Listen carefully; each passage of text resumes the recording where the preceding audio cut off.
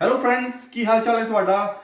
ਅੱਜ ਫੇਰ ਤੁਹਾਨੂੰ ਵੈਲਕਮ ਕਰਦੇ ਆ ਬਾਬਾ ਦੇ ਢਾਬਾ ਦੇ ਵਿੱਚ ਇੱਕ ਨਵੀਂ ਡਿਸ਼ ਲੈ ਕੇ ਆਇਆ। ਬਿਲਕੁਲ ਨਵੀਂ 0 ਮੀਟਰ ਡੱਬਾ ਪੈਕ ਡਿਸ਼।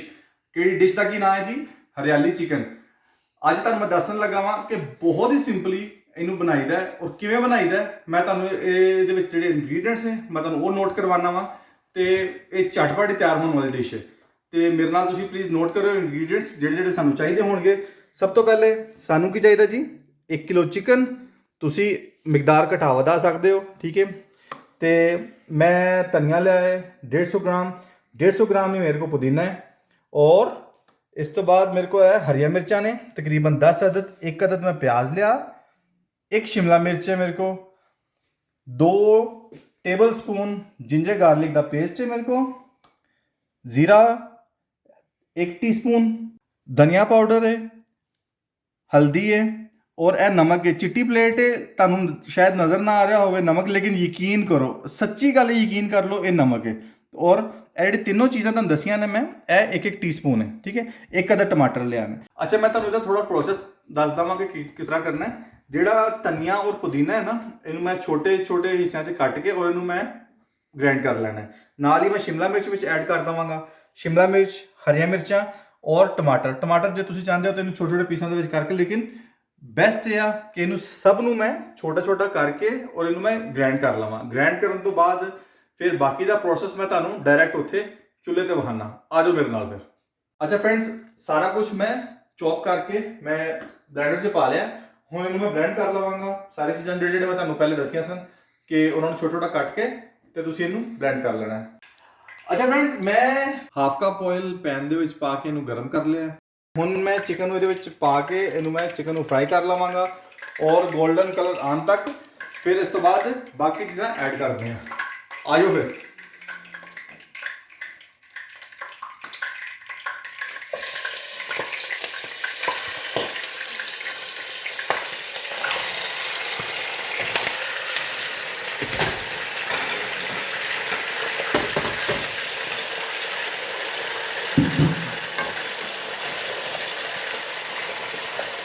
ਜਿਵੇਂ ਦਾ ਥੋੜਾ ਕਲਰ ਚੇਂਜ ਹੋਏਗਾ ਨਾ ਤੇ ਇਹਦੇ ਵਿੱਚ ਫਿਰ ਜਿੰਜਰ ਗਾਰਲਿਕ ਦਾ ਪੇਸਟ ਅਸੀਂ ਐਡ ਕਰ ਦੇਵਾਂਗੇ। ਅੱਛਾ, ਇੱਕ ਚੀਜ਼ ਤੁਸੀਂ ਨੋਟਿਸ ਕੀਤੀ ਹੋਣੀ ਹੈ ਕਿ ਲਾਲ ਮਿਰਚ ਨਹੀਂ ਅਸੀਂ ਇਹਦੇ ਵਿੱਚ ਪਾਈ। ਲਾਲ ਮਿਰਚ ਇੱਥੇ ਕੋਈ ਨਹੀਂ ਤੁਹਾਨੂੰ ਦਿਸਣ ਡਈ। ਯਕੀਨ ਕਰੋ, ਅਸੀਂ ਕਿਤੇ ਵੀ ਨਹੀਂ ਰੱਖੀ ਹੋਈ ਲਾਲ ਮਿਰਚ। ਅੱਛਾ, ਲਾਲ ਮਿਰਚ ਇਸ ਲਈ ਨਹੀਂ ਪਾਈ, ਉਹਦੀ ਰੀਜ਼ਨ ਇਹ ਹੈ ਕਿ ਹਰਿਆਲੀ ਚਿਕਨ ਤੇ ਫਿਰ ਉਹਦਾ ਕਲਰ ਜਿਹੜਾ ਨਾ ਚੇਂਜ ਹੋ ਜਾਂਦਾ, ਇਸ ਲਈ ਅਸੀਂ ਇਹਨੂੰ ਗ੍ਰੀਨ ਹੀ ਰੱਖਣਾ ਲਾਸਟ ਮਿੰਟ ਤੱਕ। ਚਿਕਨ ਨੂੰ ਥੋੜਾ ਫਰਾਈ ਹੋਣ ਦਿੰਦੇ ਆ ਤੇ ਥੋੜਾ ਵੇਟ ਕਰਨੇ ਆ। ਤੇ ਮੇਰੇ ਚੈਨਲ ਨੂੰ ਤੁਸੀਂ ਸਬਸਕ੍ਰਾਈਬ ਜਿਹੜੇ ਮੇਰੇ ਦੋਸਤਾਂ ਨੇ ਨਹੀਂ ਹੁਣ ਤੱਕ ਕੀਤਾ ਲਾਜ਼ਮੀ ਕਰਿਓ ਤੇ ਭੁੱਲਿਓ ਨਾ, ਤੇ ਫਿਰ ਨਾ ਕਹਿਣਾ ਦੱਸਿਆ ਨਹੀਂ ਮੈਨੂੰ। ਅਦਰਕ ਲਸਣ ਦਾ ਪੇਸਟ ਇਹਦੇ ਵਿੱਚ ਪਾ ਦੇਵਾਂਗੇ ਤੇ ਇਹਨੂੰ ਚੰਗੀ ਤਰੀਕੇ ਨਾਲ ਜਿਹੜਾ ਮਿਕਸ ਕਰ ਲਵਾਂਗੇ।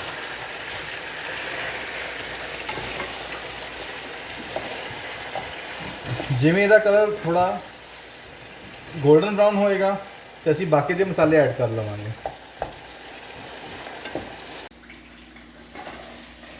चिकन साड़ा हो गया, ऑलमोस्ट रेडी हो गया। हुण असीं इहदे विच सारे मसाले असीं ऐड कर लवांगे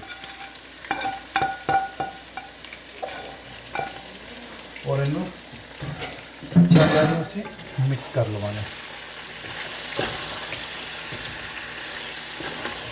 तकरीबन इनू असीं 1 तो 1.5 मिनट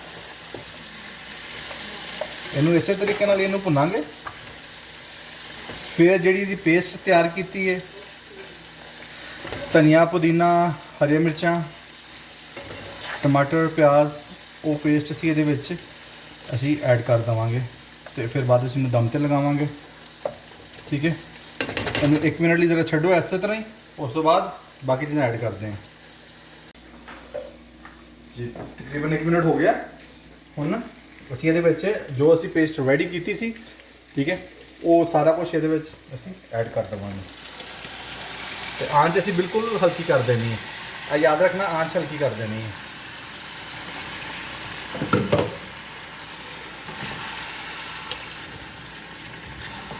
हल्का जिहा इनू हिला के तो तुसीं इनू इस तरीके नाल छड्ड देना ते दम दे देना। ढक्कन उत्ते बंद कर दवो तो इनू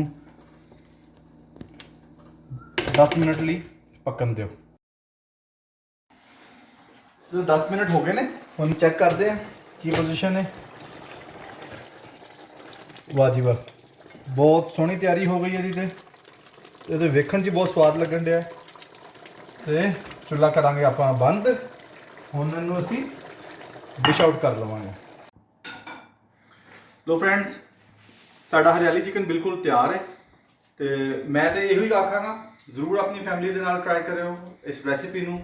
ਬਹੁਤ ਵਧੀਆ ਔਰ ਬਹੁਤ ਈਜ਼ੀ ਰੈਸਿਪੀ ਹੈ। ਮੈਨੂੰ ਉਮੀਦ ਹੈ ਤੁਸੀਂ ਇਹਨੂੰ ਜ਼ਰੂਰ ਇੰਜੋਏ ਕਰੋਗੇ। Thank you.